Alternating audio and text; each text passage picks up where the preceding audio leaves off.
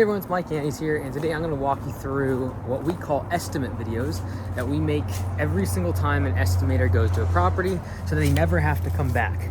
Now, I had to start doing this in my business when we crossed about $800,000-900,000 in annual revenue, because I'd have 4 or 5 projects going on every single day, and if I didn't do this, what I'm about to show you, I would be going for 3 or 4 hours just showing all the properties in the morning, driving around the county, showing each crew their job. I had to stagger the start times because otherwise, they had to be shown the job. They had to show what bushes to trim, where to install the mulch, and all the rest of it. So to avoid that, after every single estimate that I do, whether it be a drive-by estimate or an in-person estimate with the client, I'm going to make a video for the crew, and then I'm going to keep that, whether it be inside a Copilot CRM or on YouTube or on WhatsApp, it doesn't matter. Keep the video, name it the name of the customer, and when the job is accepted, and then put on the schedule, 2-3 weeks later, when it is actually time to get the job done, it's getting dispatched, you can send that video to the crew and they'll see exactly what needs to be done. You send them that link and we're good to go. A lot of people are like, well, that means that if I have a 40-50% close ratio, half the videos I make will never even be watched. You're right. But it's better to take 2 minutes after every estimate than it is take 45 minutes by the time I drive to a place, talk to the customer, walk the crew through the job, when a video is all that's required. Furthermore, by having the video and giving that to the crew, it enables them to talk to the customer and make that connection instead of you as the estimator, the owner, the manager, being the ones always the direct communication with the customer. And it empowers the employees to be able to actually manage the entire project from start to finish once they show up. And furthermore, you might forget things after 3 or 4 weeks if you're booked out a far ways.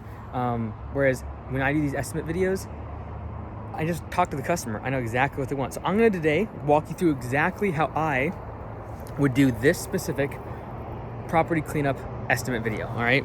So I'm going to pretend as if right now I am taking this video for the crew and you're just going to come along for the ride. All right. So just talk to the customer. They want a property cleanup. And I'm gonna walk you through exactly what I would do for this estimate video for my crew. And this is the part that I would attach to the estimate in Copilot so they can see it in the future. All right, here we go. So, all right guys, so a little bit tight of parking here along this main road here. It's all on a steep angle. So bring the ramp rack and we'll park it right in here. Bring a hedge trimmer and a metal head attachment for the combi system. We're gonna trim all of these bushes up front here. You kind of see the dying. We're gonna trim up exact at 5 feet. A lot of these blackberries and everything too, we're gonna be trimming back, but 5 feet off the ground, we'll trim those up.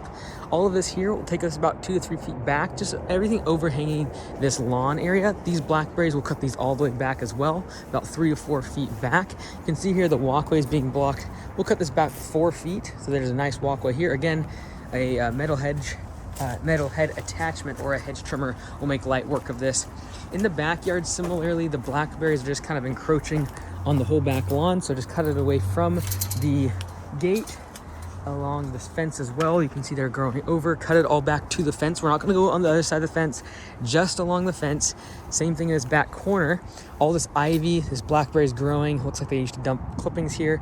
Just cut it all the way to the corner where you're not going to be going on the neighbor's property. Just what is on this side of the chain link fence and the ivy that's growing around that base part. Here, same thing, blackberry bushes. This laurel needs to be cut back, all these branches. 5 feet off the ground is what we're going for. And then we'll cut this back just a little bit here. Should not need a ladder, nothing super tall. Just everything back to the fence. You can see these low hanging limbs. We'll cut those out as well. And we'll wrap up the job. We'll haul any of those limbs and the debris out to the truck and haul those off to the dump.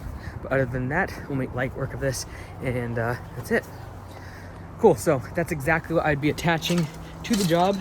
Literally took me 2 minutes, and I will then make sure that the estimate is typed up and sent to the customer. But then I know that when that job is accepted, I don't need to come back to this property. And honestly, for us, if an estimator ever has to come back to a property, it means something in the system failed. Because between the estimate video and the estimate notes that I make for the crew, there should never be a reason we have to come back to this property ever again as the estimator or manager.